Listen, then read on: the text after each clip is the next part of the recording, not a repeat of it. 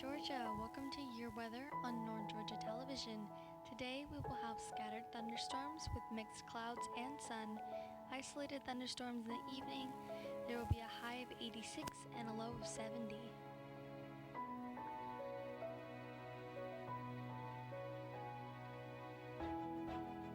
And now for a look around the region. Calhoun, 71 this morning with storms. Expect a midday temp of 79. Then cloudy with a few more storms and a high of 86. Chatsworth starting at 70 this morning with scattered thunderstorms. 78 at noon and a high of 84. Chickamauga, 72 this morning with 81 around lunchtime and an afternoon high of 85 with scattered thunderstorms throughout the day. Cahata, temperature at 70 this morning with a midday temp of 78 and a high of 84. Expect showers and thunderstorms throughout the day. Dalton, scattered thunderstorms throughout the day at an early temp of 71, 78 at noon, and 84 as the high. Fairmount, 70 this morning with a midday temp of 78 and an afternoon high of 83. Fort Oglethorpe, 72 early this morning with a midday temp of 79 and a high of 85. Lafayette has 73 for this morning with scattered thunderstorms, 78 by noon with rain, 82 is the expected high. And Ringgold starting today at 72 with the midday temp of 79 and an afternoon high of 84. And now for the 7-day forecast. Thursday, scattered showers and thunderstorms, high of 83, chance of rain is 50%. Friday, partly cloudy, a stray thunderstorm possible, and a high of 90. Saturday, variable clouds with scattered thunderstorms, high around 91, chance of rain is at 40%. Sunday, partly to mostly cloudy with scattered thunderstorms in the morning, high around 90, chance of rain is at 40%. Monday, mixed clouds with scattered thunderstorms, high of 89, chance of rain is at 50%. Tuesday, scattered showers and thunderstorms, high near 85, chance of rain is at 50%. And next Wednesday, thunderstorms early in the morning with cloudy skies at the night. And that is your weather forecast. Whatever the weather, North Georgia Television hopes you have a blessed and beautiful day.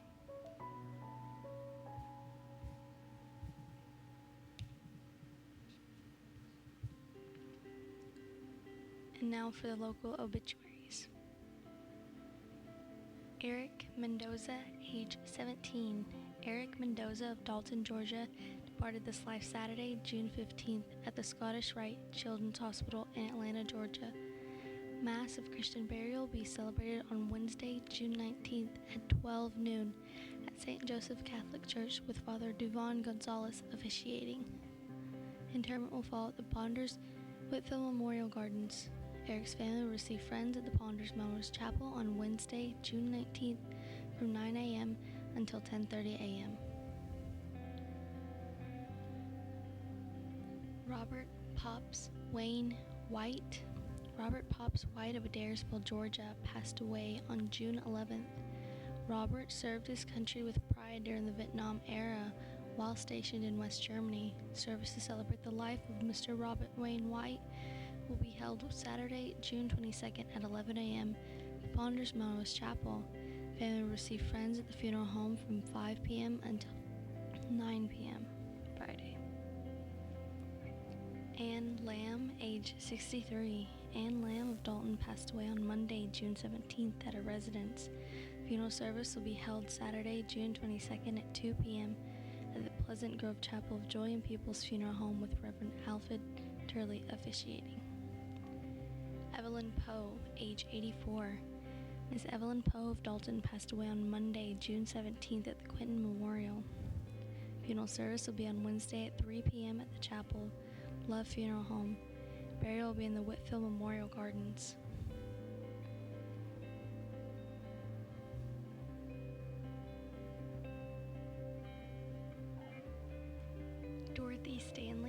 age 80. Dorothy Stanley of Calhoun died Sunday, June 16th at Erlanger Hospital. Service to honor the life of Dorothy Stanley will be held Wednesday, June 19th at 1 p.m. from the chapel of Max Brannon and Sons Funeral Home.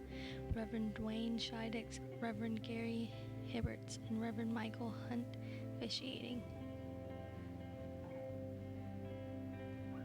Columbus Baggett C.B. Chambers, age 88. Columbus C.B. Chambers of Ringgold, Georgia, passed away at his home on June 16th. Funeral service will be held at 1 p.m. Wednesday at Boynton Baptist Church with Dr. Keith McLeod, Reverend Jimmy Hutto officiating. The body will lie in the state 1 hour prior to the service at the church. Interment will follow at Daly Hill Cemetery. Miss Tammy Denise Cockburn, age 56. Tammy Cockburn of Crandall, Georgia, departed this life Sunday, June 16th at Gordon Hospital. Arrangements will be by Ponders Melrose Chapel in Dalton, Georgia. Miss Katie Lou Waters, age 93. Katie Waters of Rocky Face, Georgia, departed this life Monday, June 17th at her home. Arrangements will be by Ponders Melrose Chapel, Dalton, Georgia.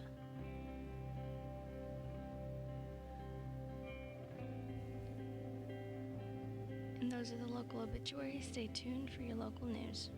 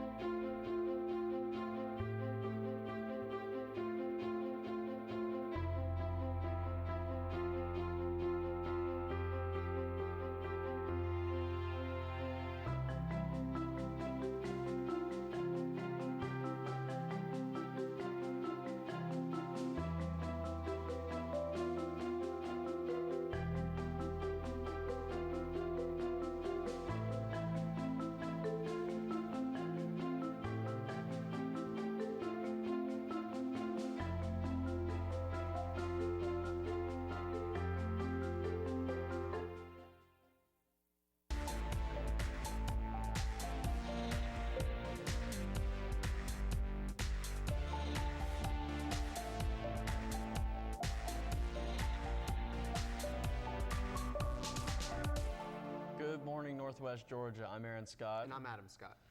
And we are your news covering Whitfield, Murray, Gordon, Walker, and Catoosa counties. Thanks for joining us. Coming up in the news today, Evie the Bobcat returns home, Knoxville man arrested, found with severed torso in his car, Georgia internet speed far slower than U.S. government reports, roof repairs underway at Dalton City Hall, building remains open, heat-related youth sports injuries under review, carpet industry veteran Vance Bell named a group's Hall of Fame, Dalton graduates named Wrestler of the Year, and upcoming events.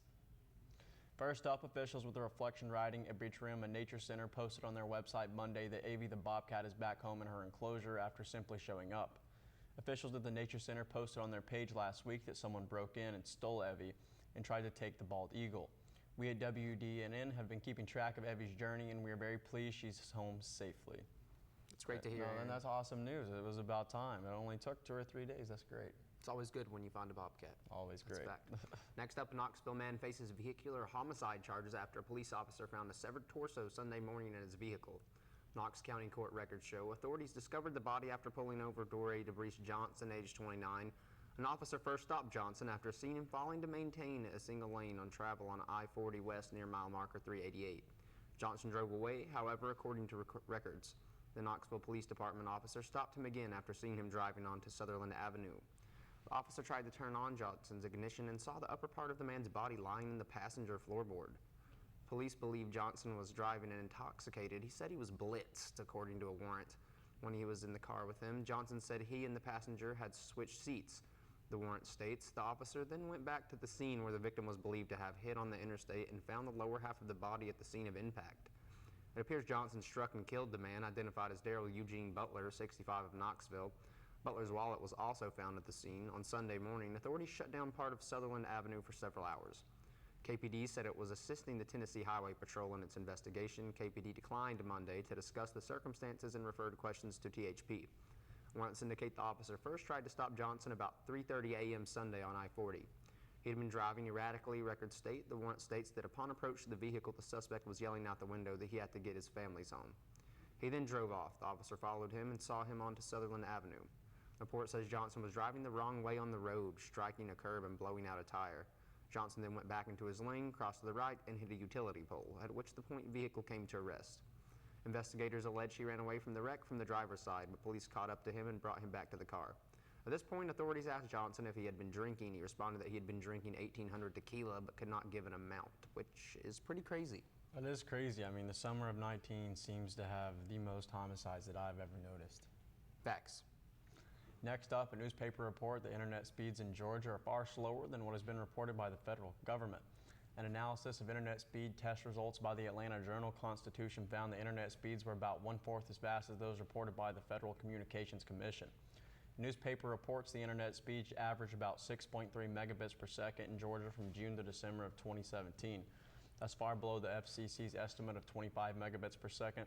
Slower speed means websites take longer to load and videos can be difficult to view, among other things. A state mapping project is expected to help determine how to expand internet availability in Georgia. The project is scheduled to be completed in about a year, and I mean, this is really an issue. In every other state that I've lived in, the internet has been entirely faster than it is. You know what, I've even heard some local business owners claim that it's nowhere near up to par compared to other places they've Oh, and been. it's slow, and you can be paying for 100 megabits per second. And you're not getting And anywhere you're near getting that. like a 24, it's insane. And sometimes not even that. Not even It that. is pitiful, that's a fact. Next up, Dalton City Hall is getting some needed upgrades as workers replace failing roof tiles and gutters, said Charles Oliver of the Daily Citizen News. People passing by may have noticed the scaffolding in the front of the building, but the building is still open and people can still enter through the front door. City Administrator Jason Parker said that the front entrance of the City Hall will remain open for the duration of the project and that the side parking is mostly open now. The work is planned in stages. Once the front area is completed, all of the scaffolding will be removed to the rear portions of the building. The City Council in May accepted a $734,000 bid from All Roof Solutions of Kennesaw to replace the falling shingles and gutters at City Hall. The company is removing and disposing of roof tiles and replacing damaged roof decking and will cover the entire roof with a waterproof underlayment and replace the roof drainage system with new gutters and downspouts that connect an existing in-ground drainage system. Parker said that just removing the slate roof material will require a significant physical effort as individual shingles are loosened, placed in wheelbarrows and carted to a chute that leads to a dumpster on the ground. He said the new roof material is exactly the same product the city used to roof the building at 101 South Hamilton Street several years ago. Weather pending, the work should be completed in about 60 days. That's good news. We always love those nice little upgrades here in Dalton. Next up, Johnny Tolbert was a 12-year-old football player hustling through a conditioning drill when he suffered a heat stroke and collapsed on the practice field. 2 weeks later, his parents had to make the decision to take him off life support. Now state lawmakers are looking at what can be done to protect other young athletes from Georgia heat in hopes of preventing such tragedies in the future. John Nealon, who covered the Georgia State House for CNHI's newspaper and websites and Tolbert's situation, the coaches and volunteers lacked the proper training and did not have the necessary equipment on hand to help him, said Harold Spence, an attorney who represented Tolbert's family in a lawsuit against a local athletic association. The case has since been settled under undisclosed terms.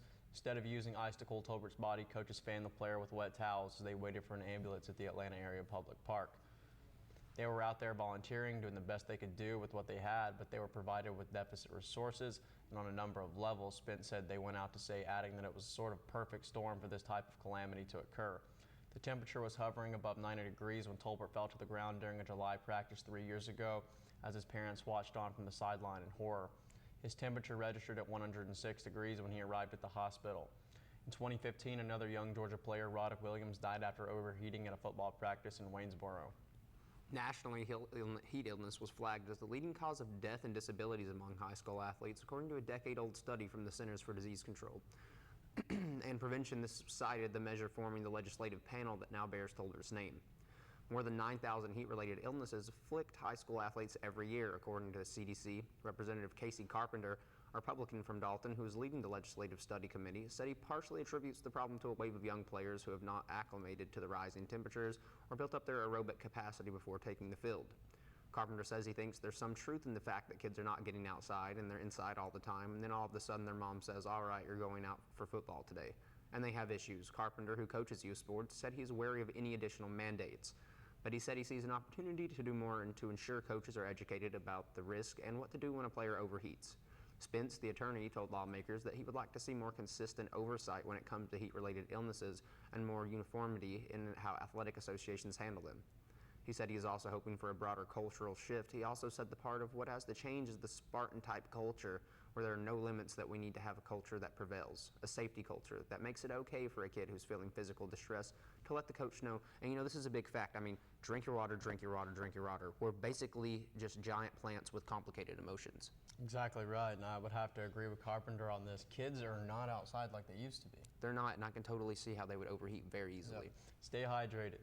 The World Floor Covering Association, otherwise known as WFCA, has named Vance Bell Chairman and Chief Executive Officer of Shaw Industries to the industry's Hall of Fame. Bell is the 49th inductee since the Hall of Fame was established in 1992. Bell will be joining a distinguished list of industry pioneers and leaders who have received this honor. He will be inducted during a ceremony at the World Floor Covering Association's 60th anniversary celebration at Barnsley Resort on September 17th. Born in Macon, Bell attended Georgia Tech, where he played football, and in 1973 received a degree in industrial management. After graduating, he went to work for West Point Pepperell before joining Shaw Industries in 1975. Shaw Industries is the largest carpet manufacturer in the world. Based in Dalton, Shaw is a subsidiary of billionaire investor Warren Buffett's Berkshire Hathaway Incorporated. Bell was named Chairman and Chief Executive Officer in 2006, succeeding Robert Shaw, the man who hired him in the 1970s during his decades with Shaw. Bell has worked with everything from sales and marketing to manufacturing and operations. Shaw now boasts more than $6 billion in annual sales and has about 2,300,000 employees. Ron Dunn, Co-Chief Executive Officer of Carpets Plus, Colaro, said the WFCA Hall of Fame exists in a big part to preserve the history of our industry and to celebrate the accomplishments of highly influential leaders. And that Vance Bell provided stability and continued along with innovation, vision, and change during a very critical transition at Shaw, through the worst recession our industry has ever experienced. He is a highly gifted, respected, and accomplished leader who asks, listens, thinks, and takes ownership in action. Perhaps his greatest attributes are his grounded family values and his desire to serve others. And that's awesome, just a big thing here. I mean, our thing's carpet. Yeah, that's true. It is. It always has been. And always will be. Tyler Hunt finished his high school wrestling career with not one, not two, not three, but 4 state championships, reported Emily Mole for the Daily Citizen News. After transferring to Dalton High School for his senior year, Hunt took home the Class 6A individual title in the 132-pound weight class in February, capping off an impressive career with an undefeated season. However, he got other things on his mind now. Hunt runs as a 4-time state champion landed him as one of the most known wrestlers among his peers. He took home 3 titles at Sonoraville High School in Gordon County before becoming a Catamount, and for his efforts has been named the 2018-19 Daily Citizen News Wrestler of the Year. Hunt's next step is to move to Newport, Rhode Island to join Naval Academy's preparatory school. After being appointed to the Naval Academy in October, Hunt chose the option as a way for him to better prepare for wrestling in the Eastern Intercollegiate Wrestling Association, a Division I conference in the NCAA. While in Rhode Island, Hunt will be joined by 15 to 20 other Navy wrestlers in his same situation and will practice as a team. He'll travel with the official team as a freshman, but will compete his first year in any tournaments as an unattached individual. After 1 year, he'll join the U.S. Naval Academy in Annapolis, Maryland. Coming such a long way from being a freshman, Hunt says he has learned a great deal. He finished his senior year with a 68-0 record and was named the National High School Coaches Association All-American. Congratulations, man. That's absolutely awesome. Yeah, huge congratulations here from WDNN. Now for other upcoming area events and bulletins, the City of Calhoun Police Department is now accepting applications for a certified police officer. Qualifications are high school diploma or equivalent, valid Georgia driver's license, no felony arrest record, must be a certified police officer, bilingual is always a plus. The ability to pass a medical and physical exam is required by the state of Georgia. Applications are available at Calhoun City Hall, 226 South Wall Street during normal business hours, or you can visit www.cityofcalhoun/georgia.com. And in Rome, hear live from music singers and songwriters while you enjoy lunch under a beautiful sky, grab some friends, some lunch, and go down to the Brownback Concert Series every 3rd Tuesday at Rotary Plaza from 11:30 a.m. to 1 p.m. Today's artist will be Gene Brigham. This week will be a busy one at Artistic Civil Center, the ACT in Dalton on the Mashburn stage. Thoroughly Modern Millie Jr. will run through Saturday, June 22nd. Showtimes will be at 7 p.m. through Friday at 1 p.m. Saturday, in addition, ACT welcomes back the dueling piano guys of Andrew Chauncey and Jack Hitchkins to the ACT studio Friday and Saturday nights, June 21st and 22nd. Both shows will start at 8:30 p.m. You may purchase tickets for both shows at actdalton.org. Next up, sponsored by the Mohawk Carpet Foundation, the Gym Theater in Calhoun is offering free movies each Thursday at 10 a.m. through July 18th. Although there will be no movie on July 4th, the remaining lineup is as follows. June 20th, Incredibles 2, June 27th, Mary Poppins, July 11th, Smallfoot, July 18th, The Lego Movie. This gym is located at 114 North Wall Street in historic downtown Calhoun. And all are invited to the inaugural Shakespeare in Burr Park in historic downtown Dalton. The Conestoga Shakespeare Coalition and the Creative Arts Guild have teamed up to offer Henry V Thursday and Saturday at 8 p.m., supported by lifelong theater advocate and lover Jan Burr, directed by Elaine Davies. Featuring several professional actors as well as many familiar local faces, the event is free and open to the public. Bring your blankets, chairs, and picnic dinners. Beer and wine will be available for purchase on site. For more information, visit the Creative Arts Guild website or call 706-278-0168. And then the town of Cohutta and city of Barnell will host a fireworks show on July 4th. There will be live music, food vendors, face painting, and more. Fun starts at 4 p.m. and the fireworks show will start at approximately 9:30 p.m. After that, Keep Dalton Whitfield Beautiful invites everyone to join them for the next Turn Up Cleanup event on June 28th at 6:30 p.m. They'll be meeting at the Burr Performing Arts Park in downtown Dalton, help clean up downtown, and celebrate with music by Jerry Navarro's Old School Motown Review for free. Afterwards, the Dalton Whitfield Solid Waste Authority will be making guitar picks and instruments out of recycled materials. After that, the Friendship House 2019 Music Festival is set for Saturday, August 24th from 4 p.m. to 11 p.m. Jupiter Coyote will headline this, the area's largest music festival, on the Shaw Industry Stage at Dalton Green. Cynthia Wilson will EMC. The public is invited to experience a variety of music genres. There will be food trucks, beverages, and activities for all ages. Dalton Green is located at 117 North Seldra Street in downtown Dalton. You know what, like I always say, there's a bunch of interesting things going on around here. No, there always is. That's a big fact. Well, it looks like we're out of time here today. My name is Adam Scott. And I'm Aaron Scott. And remember, guys, stay classy.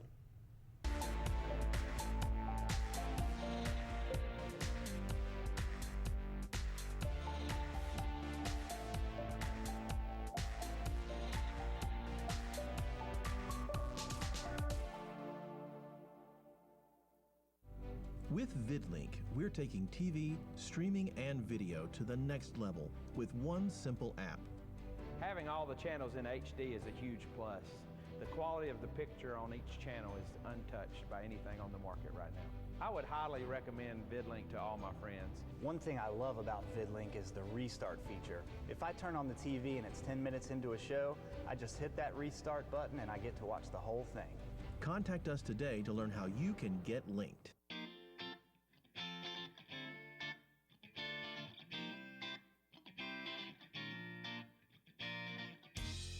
Hi, I'm Judy Elliott, inviting you to join me on Lifestyles for Women show on WDNN TV. This year brings exciting new topics that women like to discuss or just know more about. Subjects like ways to look and feel your very best, travel, family, health, and sometimes just fun girl talk. It's always exciting, and we invite your suggestions. Just message me on Facebook at Lifestyles for Women, or for more information or to watch us online, visit WDNNTV.com, Lifestyles for Women.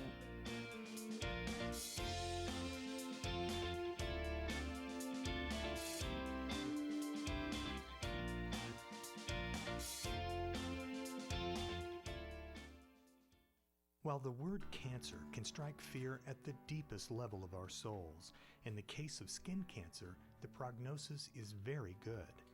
Basal cell and squamous cell carcinomas are the most common and are not normally included in cancer statistics. Our office specializes in the diagnosis and treatment of skin cancer.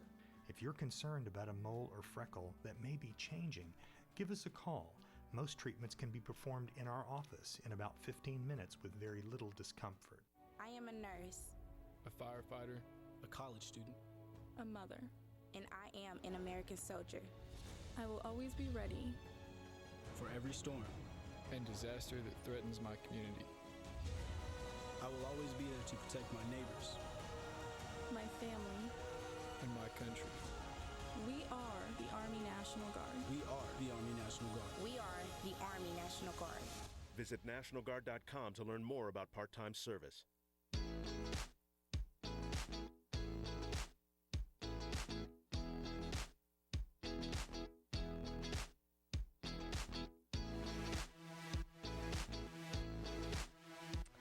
Hi guys, I'm Connie Hall Scott, and my show, The Talk with Connie, is right here on North Georgia Television, and I hope you'll join me and my very, very interesting guests as we dish on, well, just about everything. Meet local and regional entertainers, newsmakers, motivators, and all kinds of ordinary people doing extraordinary things. Enjoy man-on-the-street interviews, hot topic discussions, and even the occasional game or prank. It's all about community and getting to know each other. My goal is to entertain, educate, and stimulate, so join the talk for a new episode every week.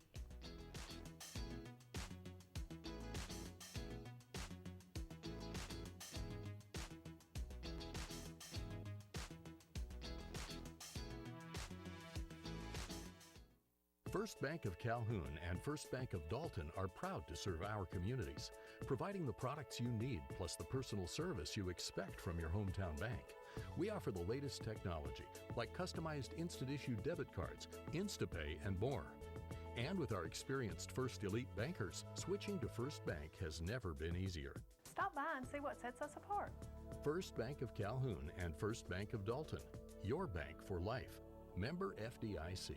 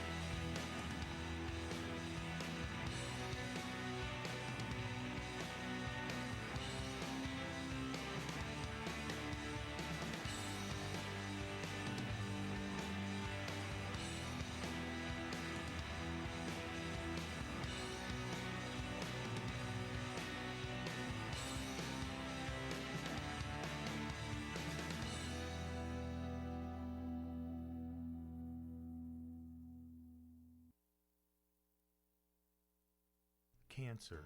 The word strikes fear in all of us. When it comes to skin cancer, though, the prognosis is almost always good. Even with melanoma, when caught in the early stages, the survival rate is over 95%. With basal cell and squamous cell carcinoma, the survival rate is close to 100%. At Dalton Plastic Surgery, we specialize in the treatment of skin cancer. If you've been diagnosed with skin cancer, get a second opinion. Give us a call. We'll be glad to discuss the options that are available to you.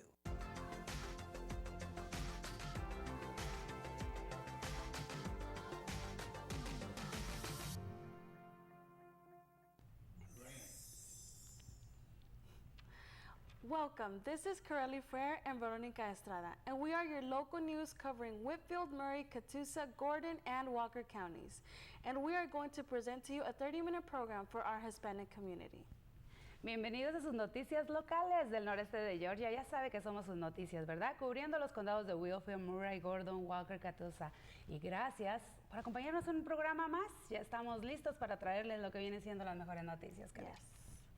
En el condado de Walker County, una investigación está en curso luego de que dos agricultores descubrieron el cuerpo de una mujer en el condado de Walker, cerca de Lafayette, el martes por la mañana. Por los agricultores vieron el cuerpo a unos 30 metros de Old Mineral Springs Road el martes temprano. El alguacil de condado de Walker, Stephen Wilson, dice que el cuerpo de la mujer no fue identificada y se enviará al laboratorio de delitos de la Oficina de Investigaciones de Georgia. Los investigadores pasaron varias horas en la escena buscando objetos cercanos como joyas y un teléfono celular que les ayudará a identificar a la mujer.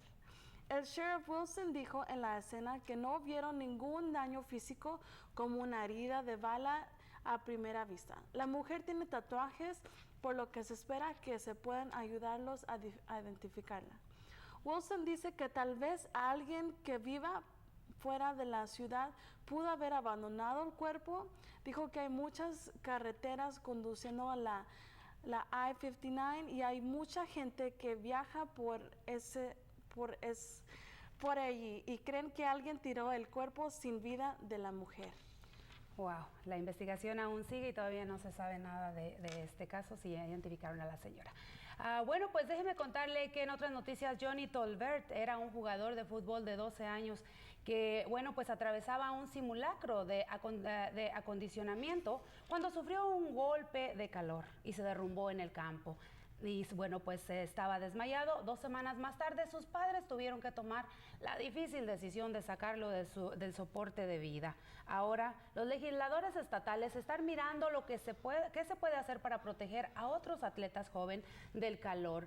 Georgia, con la esperanza de prevenir tales tragedias en el futuro. Las temperaturas estaban flotando por encima de los 90 grados cuando Tolbert cayó al suelo durante una práctica de lo que viene siendo un deporte hace 3 años, mientras sus padres observaban desde el banquillo aterrorizados lo que estaba pasando.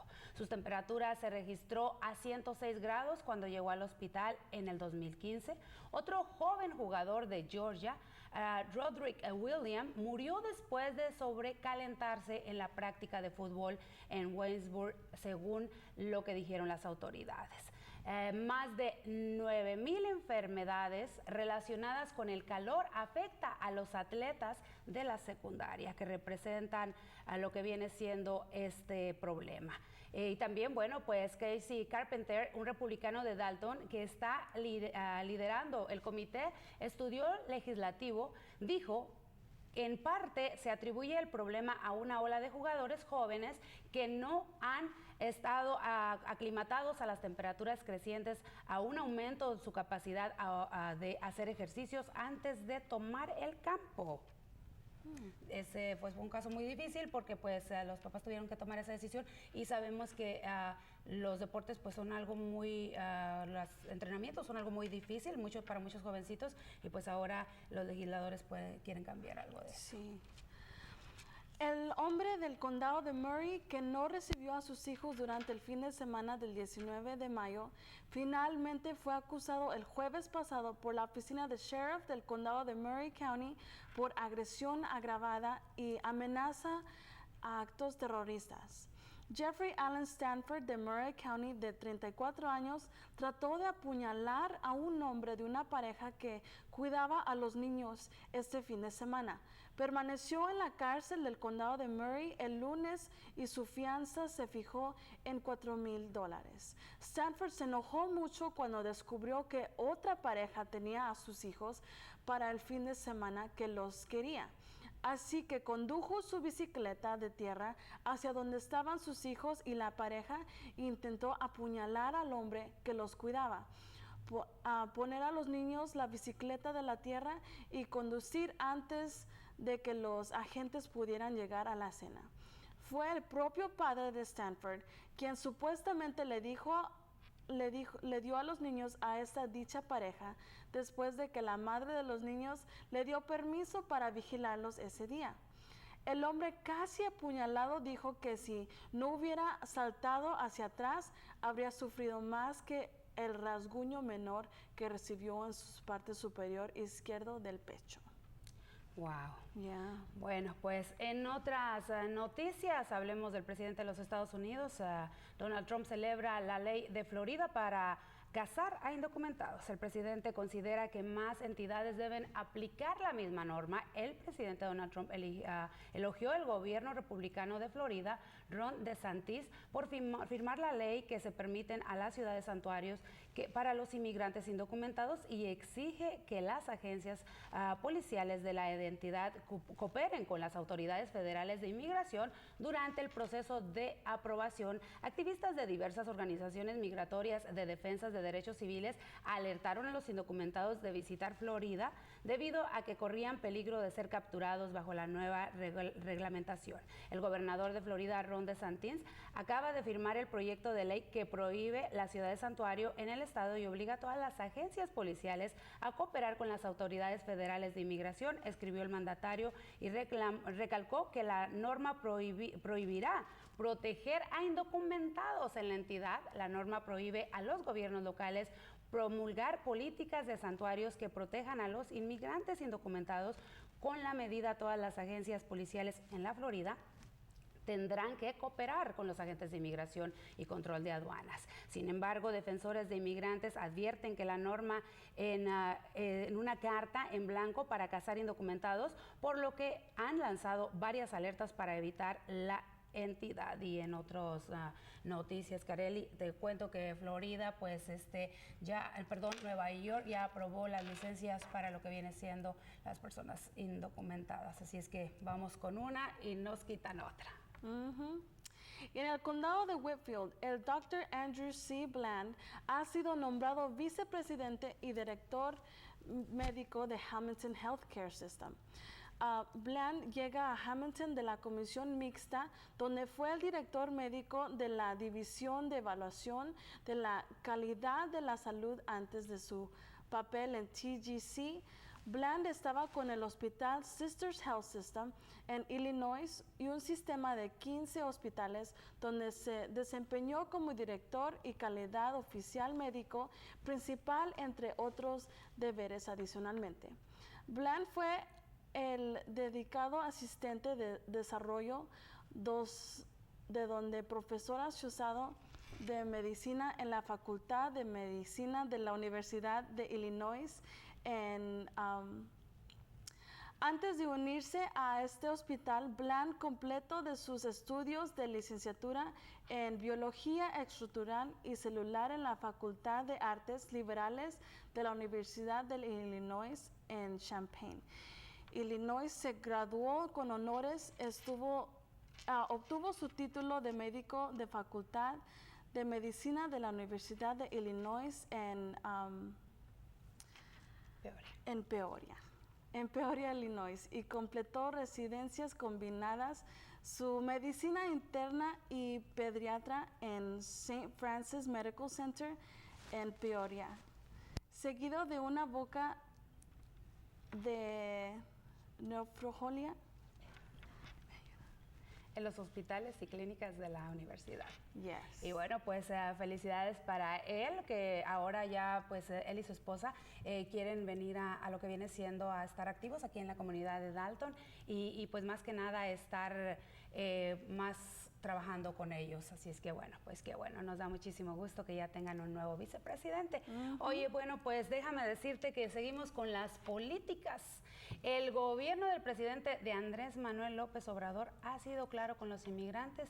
No quieren que atraviesen el territorio mexicano más para llegar a los Estados Unidos. Así lo afirmó el secretario de Relaciones Exteriores, Marcelo Ebrard, quien lideró las negociaciones con el gobierno del presidente de Estados Unidos para detener los aranceles que aplican a los acuerdos en México. Lo que decidió el gobierno de México es empezar un proceso donde te tienes que registrar, tienes que decir a qué vienes al país, por qué vienes y si quieres cruzar el territorio mexicano para llegar a otro país. Eso fue lo que dijo el canciller el viernes. Pues probablemente lo que te vas a encontrar es que te van a decir que no queremos que atravieses nuestro territorio si tu objetivo es llegar a Estados Unidos o a otro país, porque les va a crear un gran problema al país de México. Eso consideró que cualquier país tiene derecho a defender sus fronteras y aplicar sus normas y descartó que se permita el mismo flujo inmigratorio desde Centroamérica, donde han surgido las caravanas sin pedir a alguien que se registre en un muro. Pues entonces mañana ellos decretarán que el aeropuerto internacional en todo el mundo exprese todas las críticas a su postura, además de defender el despliegue de la Guardia Nacional. También reportó el diario Reforma. Ebrard dijo que reforzarán las acciones contra los traficantes de personas quienes reciben dinero de los inmigrantes para transportarlos a Estados Unidos, un mercado irregular que se estima 6 billones de dólares, lo que están agarrando lo que vienen siendo los llamados coyotes. Y para muchas leyes de inmigración, más al ratito vamos a tener al abogado Bowen con nosotros en Punto de Vista. Así es que, Kareli, vamos contigo. Yes. Y Keep Dalton Whitfield Beautiful invita a todos a unirse a ellos para la próxima vuelta de limpieza el 28 de junio a las 6:30 de la tarde. Se reunirá en el Parque de las Artes Escénicas Burr en el centro de Dalton. Ayuda a limpiar el centro de la ciudad y luego celebrar con música por Jerry Navarro, Old School Motown, y está gratuita después de la Autoridad de Desechos Sólidos de Dalton Whitfield y estará haciendo selecciones de guitarra, instrumentos y materiales reciclados. Claro que sí, así es que si usted tiene algunos materiales reciclables como guitarras o todo eso, pues usted puede ir para allá a lo que viene siendo a este día. Y también, bueno, pues hay muchísimas cosas en Dalton. Viene este fin de semana lo que viene siendo, Kareli, un concierto donde en este mismo parque se estará presentando Sexto Elemento junto con otros dos jovencitos que también cantan en español. Y bueno, es la noche para los hispanos. Y bueno, pues el centro de Dalton están muy contentos de estar haciendo esto cada viernes. Y también se estará presentando nuevamente a Jerry Quinto, que es una obra de teatro. Así es que todos ustedes están invitados para todo esto. Y bueno, pues más que nada vamos también a pedirle a la gente que vaya a visitar a lo que vienen siendo nuestros patrocinadores, que es Blancas Ampliance y Arevalos Tires, que ellos, bueno, pues son patrocinadores de lo que viene siendo esta programación. Nuestros primeros patrocinadores, nos da muchísimo gusto de eso, Kareli. Yes. Bueno, pues nosotros ya casi vamos a terminar, pero recuerde que tendremos más adelante lo que viene siendo el abogado Baldwin, que estará con nosotros de la firma de abogados de Baldwin Law Firm, ahorita ya en lo que viene siendo nuestro programa de Punto de Vista. Así es que nos vamos a trasladar rapidito para lo que viene siendo la mesa ahí para traerles este programa con el abogado Baldwin. No se vayan.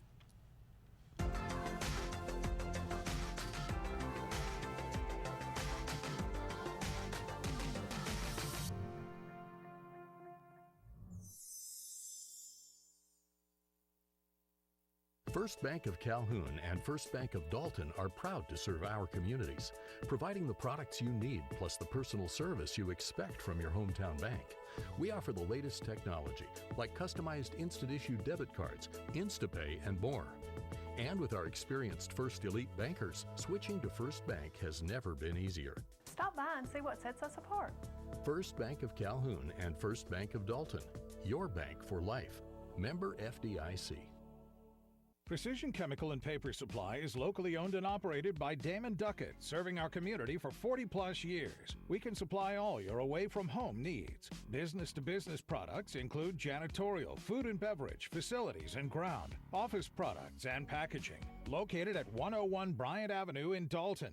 Give Precision Chemical and Paper Supply a call today at 706-226-8795 or visit them on their website at precisionchemicalandpaper.com.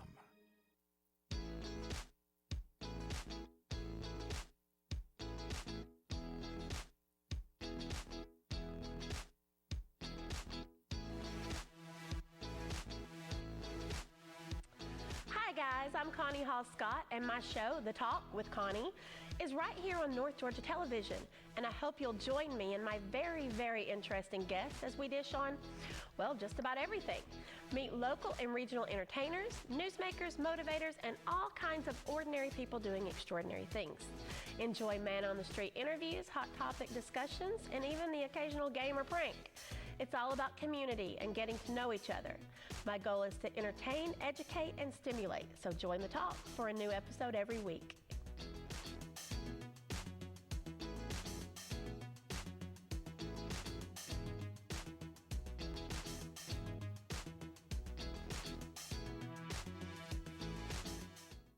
Georgia Power has lots of tools and resources to help you prepare for a storm. To have information sent directly to your phone, log into your account and sign up for outage alerts. Signing up is easy, just follow the directions. You can also sign up by texting REG to 42797, then hit send. You'll need your Georgia Power account number to continue. Visit georgiapower.com/storm for lots of videos, checklists, and helpful tools and resources to help you get prepared. Georgia is now a hands-free state. That means you can't have a phone in your hand or supported by your body if you want to talk on your phone while driving. Even with hands-free, text messages, emails, and social media are still against the law. Parking your phone while your car is in drive could save lives, maybe even yours. For more information, go to headsupgeorgia.com.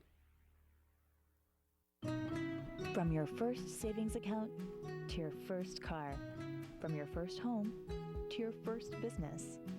At First Bank of Dalton, we're committed to helping you make the most out of life's firsts.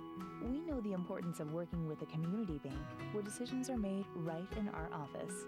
And with mobile and online banking, you can bank at your convenience and never have to miss a first. First Bank of Dalton, your bank for life. This message is for all Americans that owe $10,000 or more in back taxes to the IRS. Call the number on your screen now and we will contact the IRS on your behalf. Help you end wage garnishments, stop collection calls, remove tax liens, eliminate IRS and state tax penalties, and reduce the amount you owe if you qualify. Let us take the stress of back taxes and the IRS off your shoulders so you can spend time on the important things in your life, like your family or your business. If you owe more than $10,000 in back taxes, call now. Find out how we can help you. I am Ron McKinney, pastor of Kinsey Drive Baptist Church in Dalton, Georgia. KDBC has been the birthplace of several Christian organizations.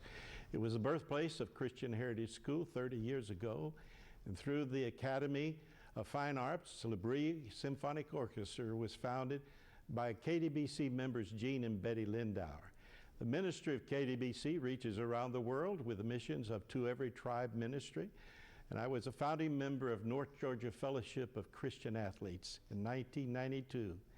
Majesty is the longest running television program on North Georgia television. For 28 years, we have faithfully proclaimed the doctrines of grace. Kinsey Drive Baptist Church welcomes you to visit at 2626 Kinsey Drive on Sunday morning at 11 a.m. Our website is kinseydrivebaptistchurch.com. To God be all the glory.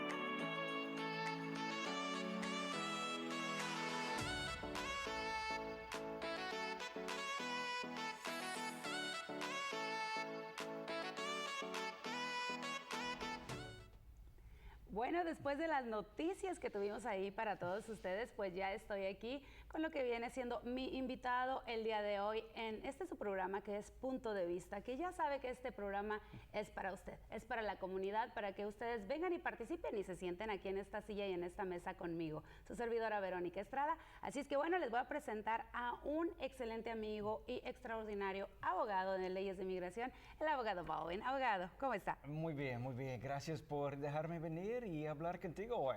Bueno, es un placer para mí tenerlo aquí conmigo y sobre todo en este momento que la situación está tan crítica, abogado, pero antes de que toquemos ese tema, platíqueme un poquito acerca de cuántos años tiene usted sirviendo en lo que viene siendo las leyes de inmigración. Wow, como 23 años ahorita, casi 23 años este año de ser abogado de inmigración y como 10 años aquí en Dalton. 10 años y también dos oficinas. Dos oficinas, uno en Rome y la otra aquí en Dalton. Así es que la gente lo puede ir a visitar a donde ustedes gusten, si aquí en Dalton o en Rome. Y una cosa también bien importante que me gustaría recalcar, abogado, las secretarias, tenemos un personal completo que le habla a la gente en español, ¿verdad? Todos hablan en español, mucho mejor que yo, pero todos hablan en español. No le crean. Y abogado, también, aparte de lo que viene siendo las leyes de inmigración, su oficina tiene también lo que vienen siendo otras clases de servicios, ¿verdad? Hacemos casos de criminales también, entonces estamos muy específicos por migración y criminal nada más. Ok, bueno, pues él es graduado de lo que viene siendo la Universidad de Georgia y bueno, después se fue a estudiar a Guadalajara, México, a una universidad. ¿A Guadalajara? ¿Cuánto tiempo por allá? Estaba en Guadalajara como 2 años más o menos, total. ¿En 2 años aprendió el español? Hice clases por 6 semanas. 6 semanas y la otra parte me enseñaron en la calle. Entonces, es la parte más importante. Con lo que No, si les contara la historia, pero bueno, eso lo vamos a dejar para otro programa. Y bueno, después de ahí se regresa para acá y se va a estudiar a una universidad en Virginia. En Virginia. Ahí agarra su doctorado. Y mientras viví en Washington trabajando en el Capital por un año. También por allá estuvo y bueno, pues ya tantos años en lo que viene siendo la rama de inmigración.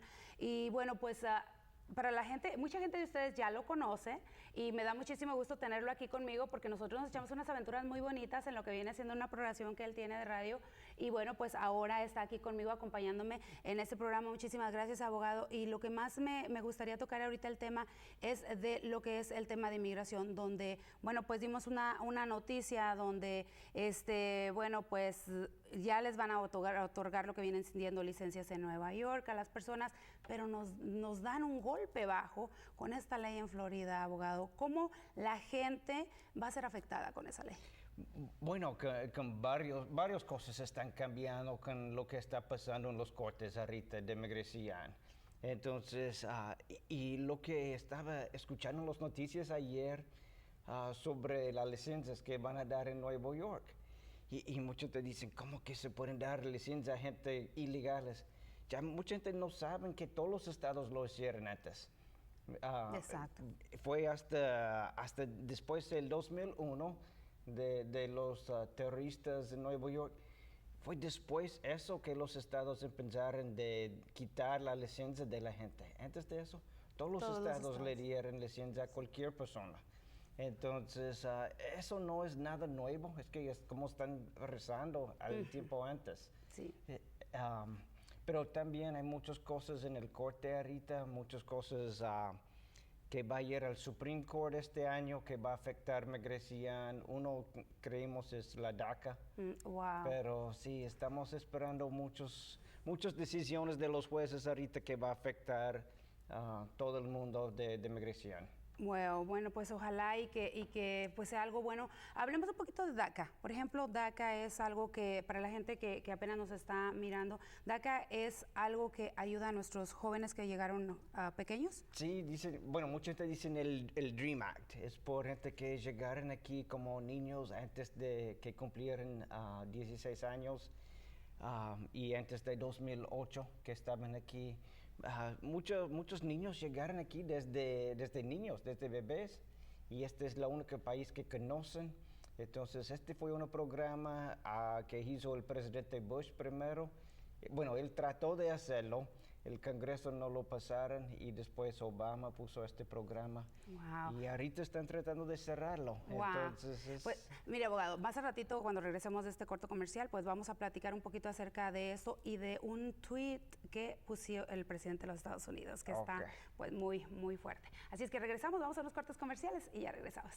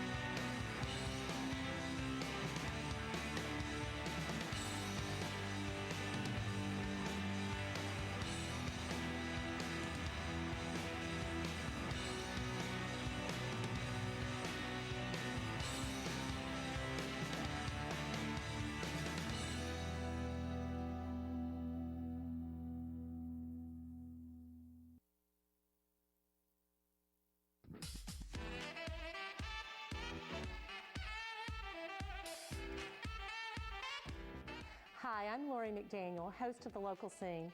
We've all heard it a million times. There's nothing to do around here.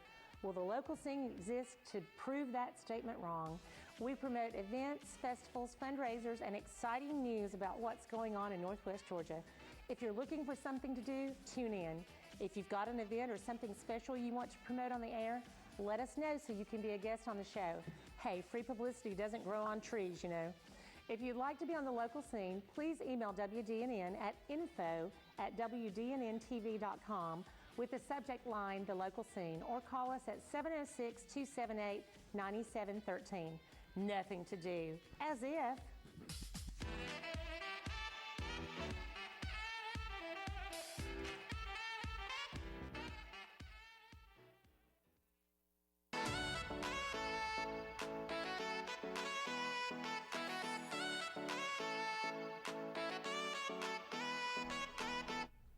Bueno, pues ya estamos de regreso gracias a nuestros patrocinadores y nuevamente también se lo damos las gracias a Arevalos Tires y también a lo que viene siendo Blancas Appliances, que también ya son patrocinadores de lo que viene siendo esta programación para todos ustedes. Regresamos ahora sí, abogado, ya más relajaditos, ya con muchas ganas de hablar acerca de ese mensaje que se envió. Como todos sabemos, pues el presidente de los Estados Unidos usa bastante su Twitter para hacer algunas Lo usa mucho, cosas. sí, pero ayer... ¿Fue ayer? Ayer, que él puso algo que van a deportar unos millones de personas y estábamos leyendo un poco más con Grecian a ver de lo que él quiso decir. Y es por la gente que tienen órdenes de deportación ahorita. Ya sabes, hay mucha gente aquí en esta área que tienen orden de deportación y están reportando con ICE cada 6 meses o cada mes, lo que sea. Y muchas de esas personas ya no se presentan, ¿verdad?, a las cortes. Bueno, cuando no se presentan ya no están reportando. Entonces ya tienen orden de deportación automáticamente. Pero mucha gente ya se fueron a sus cortes, tienen orden de deportación y ahora están reportando con ICE cada 6 meses. Ya van a deportar a esta gente, estos son los primeros con quien van a empezar. Entonces, por la gente que tienen orden ahorita, estás reportando, ya tienen tu dirección. Ya van a estar llegando a tu casa, tocando en la puerta muy temprano en la mañana. Tienes que cuidar muchísimo. Entonces, eso fue el mensaje que él quiso dar, pero desafortunadamente todos sabemos que a veces pues, la comunicación no es muy buena con él, las explicaciones. Entonces, esto viene siendo otra de las cosas que estuvieron la gente diciendo, ok, pero incluso Migración dijeron, cuando ellos tienen un proyecto o están desarrollando alguna investigación, ellos nunca hacen comentarios acerca de eso, porque eso les puede afectar a ellos, entonces poner en alerta a las personas.